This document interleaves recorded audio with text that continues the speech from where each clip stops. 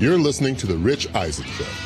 His 7th comedy special, live at the State Theater in Minneapolis, is Amazon Prime's first original comedy special, and it's been streaming exclusively on Amazon Prime since the middle of this month. And his first leading role in a thriller, American Dreamer, will premiere nationally on September the 20th. Good to see you, Jim Gaffigan. Thank you for having me. Should I say that it's Jim Gaffigan, as you've never seen him before? As you've never seen him before. It's like it's only taken me 30 years to get an acting role, but I'm thrilled. So let's get into that real quick here. Yeah. Why'd you wanted to do something where you're playing a psychotic individual that or just down on his luck, that things begin to really spiral out of control? Or every man, It's like I think every man is kind of inches away from psychotic. And it was an amazing script, and it was an indie, so you don't know what you're going to get when you show up, but it's right. An amazing director, and it was a great crew. We, did a lot of stuff with Old Dominion. We were in Norfolk, so it was this perfect storm of and an amazing cast. So it worked out. It's one of those things where I do indie films because I love acting and yes. I love proving that I can act. But this one's good. This one's good. This is one of those where people, you might watch it on a plane, but you're going to be surprised. Or it's one of the where you think people just look at you a little differently. I hope so. Just look at you like a little bit like is Jim playing any part of himself in this film? Well, I think as an actor, you have to find yourself in the character. You have to justify every decision. Right. And after a while, you kind of, I wouldn't say you get lost, but like people would be like, oh, I can't believe your character did that. And you're kind of thinking, well, that's the only thing he could do. Right. And it's a horrible thing that he's done. Yes, it is. I don't know how deep do you want to get into the stuff that he actually did. Oh, he does some heavy stuff. I mean, he's essentially a rideshare driver. And as we know, some people do it as kind of a side job, or maybe they're going through school. And then there's people that that's the last job they can get. So this is his last job he can get.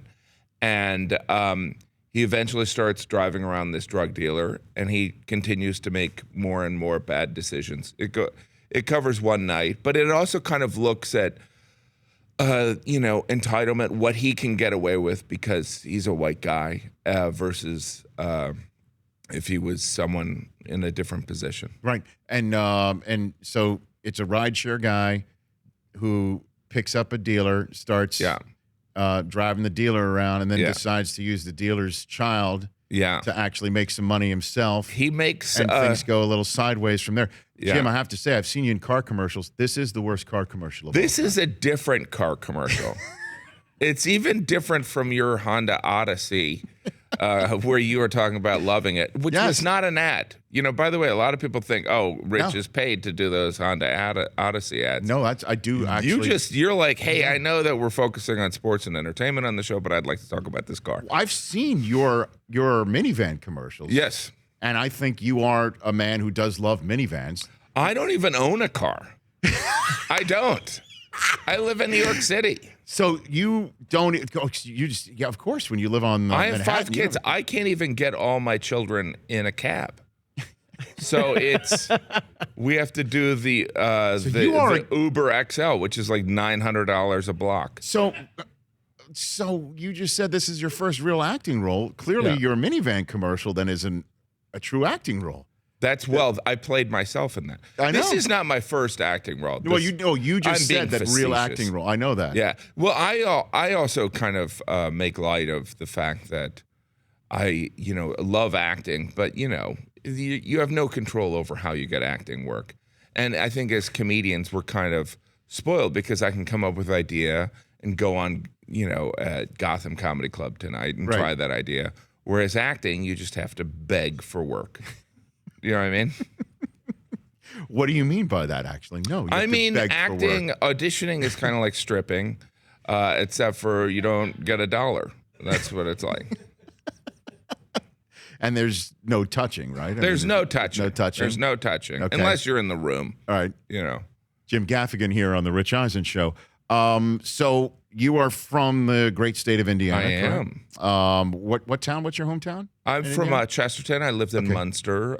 Okay. Also. So, Indianapolis sports fans are being painted as, what's the word for it? Inappropriate. Yes. For booing Andrew Luck which is off the field. It's really, it's kind of upsetting because going through, I took great pride in when the Peyton Manning stuff went down, that how the Irsays and Peyton dealt with kind of that breakup. Yes. That it was done very civilly and with dignity. I know that like Colts fans were blindsided, and I understand the emotional reaction, but obviously it is up to him. You know what I mean? And Andrew Luck's smarter than any of us. Right. So I don't question his judgment ability. You know what I mean? So, but it is strange because, we're not talking, and I live in the Northeast, but we're not talking about fans in the Northeast where they boo someone just to boo someone. Like in Indiana, they're relatively polite. Like I've talked to Colts fans, they're like, going to Philadelphia for a game, it's like such a crisis, Or like even when I went to the Super Bowl, and there were like when the Colts played the Saints, and you would think people sold their homes in Louisiana to go to the Super Bowl because you didn't get a sense that like it was this. Like they're like, you know what, there is no tomorrow. Right. So, but Colts fans are normally very polite. So I was kind of surprised with the booing. Yeah, I mean, it took a lot of people by surprise. But so did, as you point out, Luck's retirement. Yeah.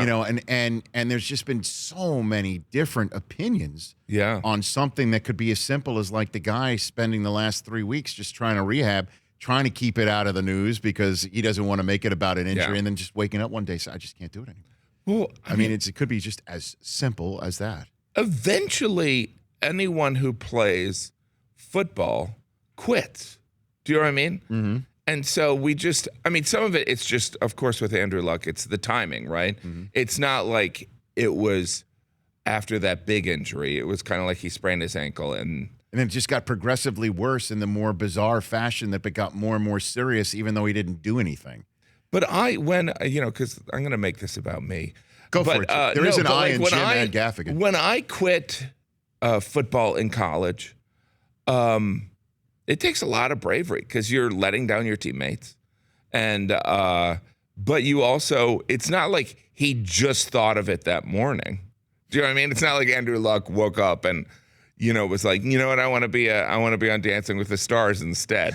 Do you know what I mean? It was obviously something that he contemplated for a long time. And as the Andrew Luck publicist, I would also say that it's just weird. It's weird. And by the way, I don't know if you talked about this yesterday. Mm-hmm. Sometimes, like when Sanders quit early, the Lions had a really good year. Yeah, I mean, and Calvin Johnson quit early, and the Lions had a good year. I guess they lead the league in early retirement, shocking early retirement players.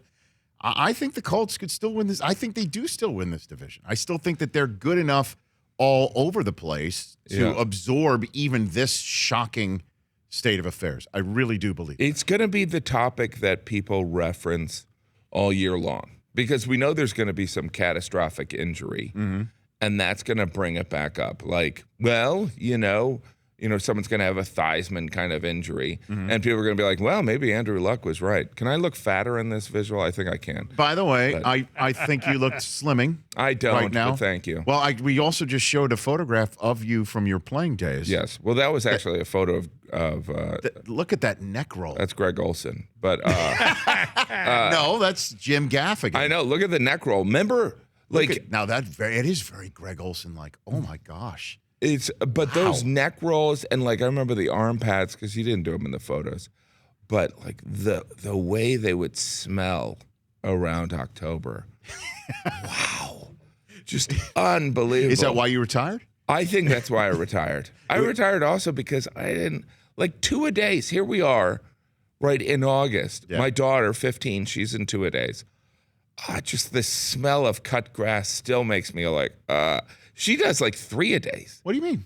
For soccer, they do 3-a-days. They start They do one in the morning. I think they just did it for a week. Then they do one in the afternoon. Then they have like a run through at night. It's insane. And you have to take her to and from? Or No. She's out in the wind. I don't know what she's doing.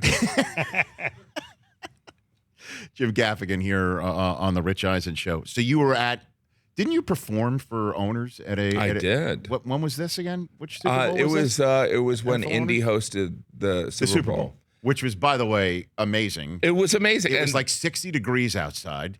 The game was Patriots-Giants again. Yes. It came down to the last second again. Yes. The stadium was amazing. The city was lit the entire week. Yeah, and you could walk everywhere. I know. Yeah, it was amazing. But yeah, no, that was super weird. And I'm still kind of like, I still have images of Jerry Jones not laughing. I have images of like, oh, he's a lot taller than I thought, and he doesn't think I'm funny at all. I remember Mara, the Giants owner? Yeah, who's passed away. I remember thinking, is that, because she's also like this iconic image. I'm like, wait a minute, is that Rooney Mara? You mean Kate Mara? No, well, it's their grandma. Yeah. Oh, okay. Oh, but they look different. The patrician of the Giants, Wellington Mara, his nickname is on the football, the Duke.